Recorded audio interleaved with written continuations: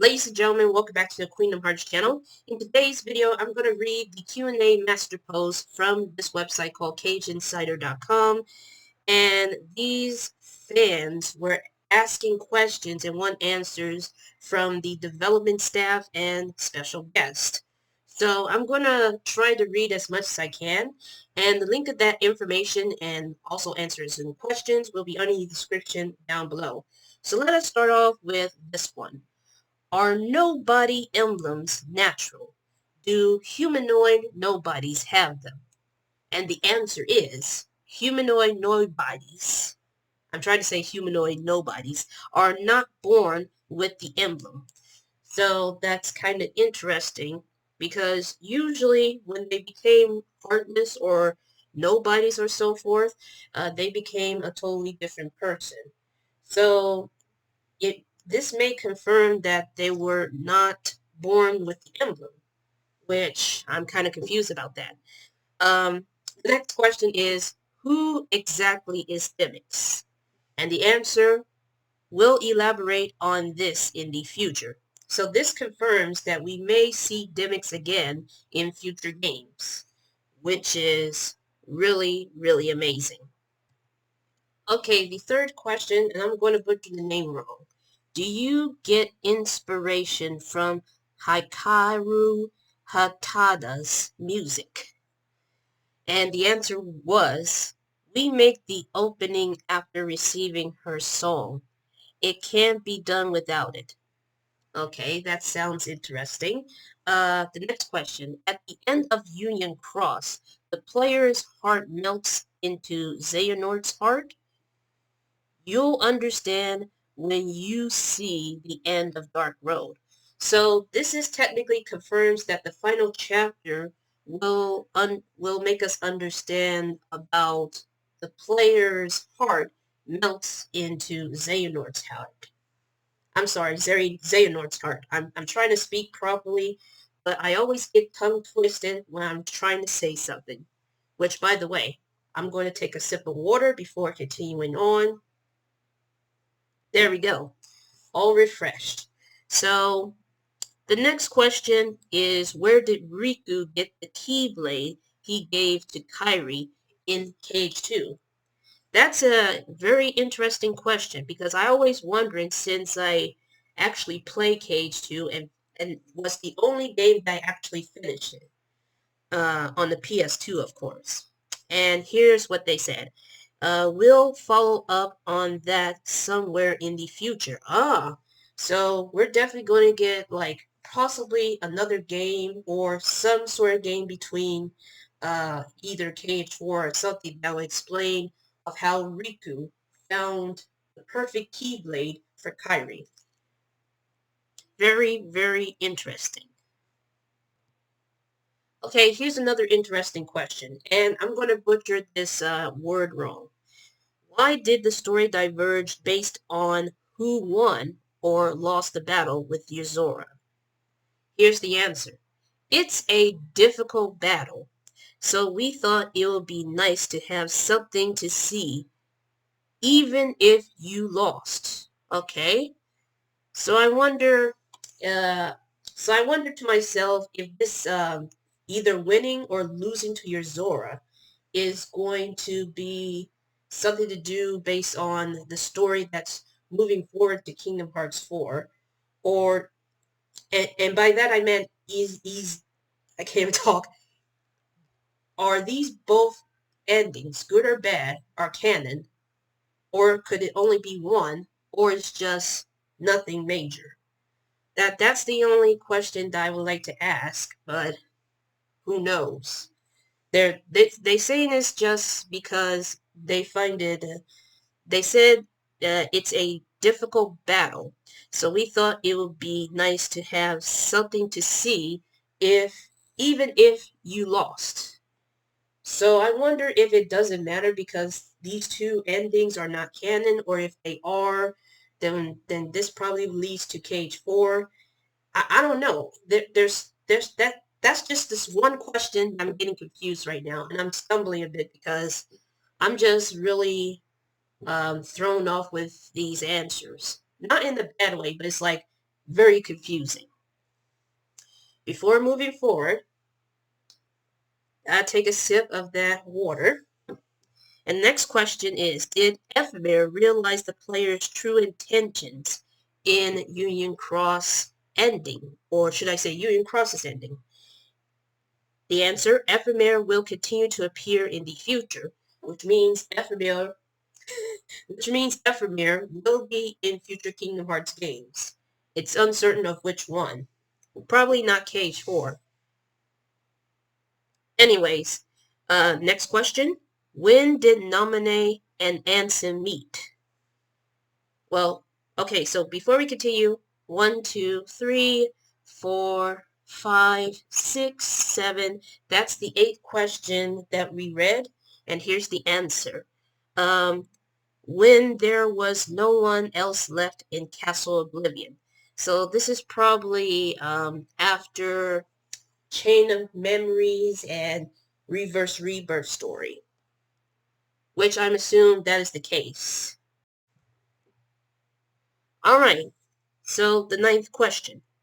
Why did Riku's hair get shorter in KH3D, also known as Dream Drop Distance? And here's what they said. Because I was asked to cut it in KH2. That's what this that's what the sentence says, laugh. The person that was laughing after giving the answer. So if you want to know why Riku's hair gets shorter, it's because this developer was asked to cut it in Cage 2, even though technically they didn't cut it all the way. But yeah, so they cut it in Dream Drop Distance, I'm assuming. Oh, excuse me. I gotta drink this water so that my throat won't get sore while I'm reading. Okay, so here's the 10th question. I think this is the 10th question. Yes. What is the world of X plus some 4 dots the Master of Masters was talking about? And here's what this person said. The name hasn't been mentioned yet, but you can expect it in the script. If you have a good sense, you might be able to figure it out. Oh. So I guess one of the fans is referring to the one from Union Cross, where I don't remember which character, but I think the Master of Masters was, yeah, it says the Master of Masters was talking about the symbol. And I need to look it up because I think I remember there's a video that technically explains the symbol, but it was a long time ago. Here's the 11th question. Why was there noise in the sky after Ephemera and Skull left the data world in Union Cross? The answer, because they just come back from the data world. It's not deep. It's not deep. I wonder why. Well, in any case, 12th question. When and how did Isa receive the scar on his forehead? And here's the answer, which is a good question. Lee and Isa have many stories. We'll show them in the future. So this is definitely confirmed that we're going to get a story in either a Kingdom Hearts game or some sort of book, or maybe, and this is an idea that I figured, maybe they can make an anime movie or a short movie, just like what they did with the back cover. It may be unlikely, but you just never know. It's an idea that I just figure out because they did like short movies or long movies like 358 over 2 days and Recoded, and even back cover. However, 2 of these movies are actually games before they turn into movies. Just because it's from like a Nintendo DS game. But I'm getting off track here. Alright, so let me recount these Q&As that I read. 1, 2, 3, 4, 5, 6, 7, 8, 9, 10, 11, 12. Okay, so we're on the 13th question. Why did Master Xehanort take over Terra when he was old and not when he was young? That's a good question. And the answer is this.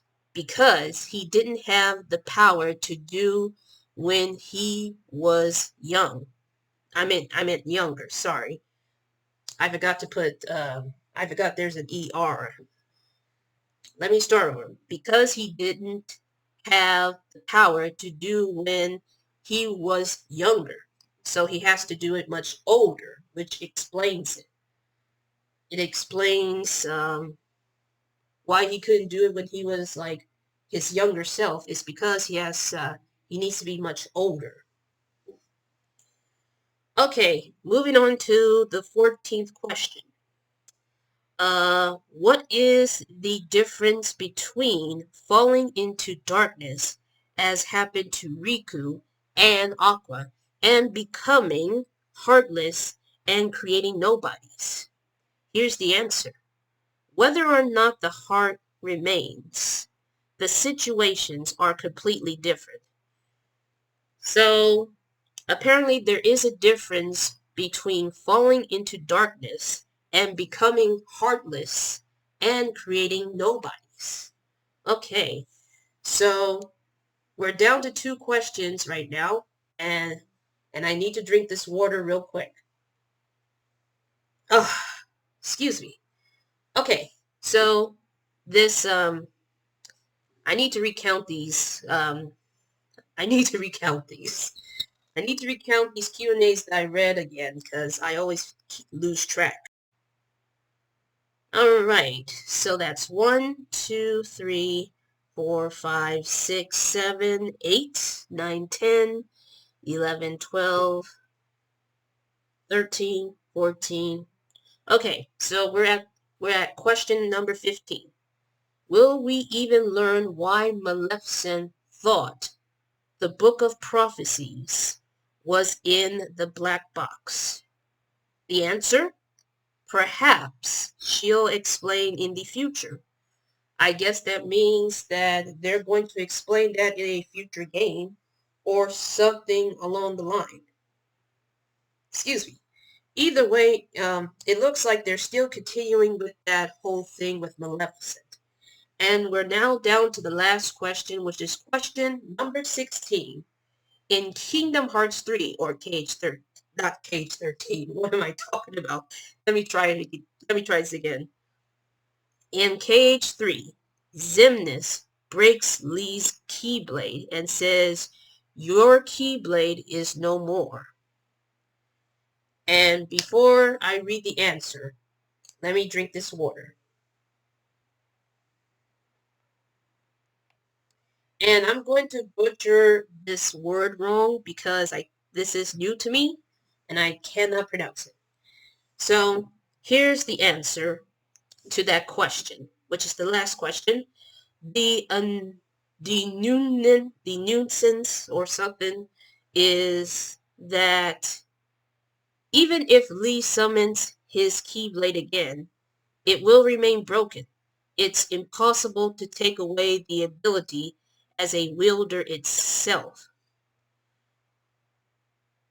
So, in other words, even though Lee has his Keyblade broken by Xemnas, which is his old boss, it does not take away his ability as a Keyblade wielder.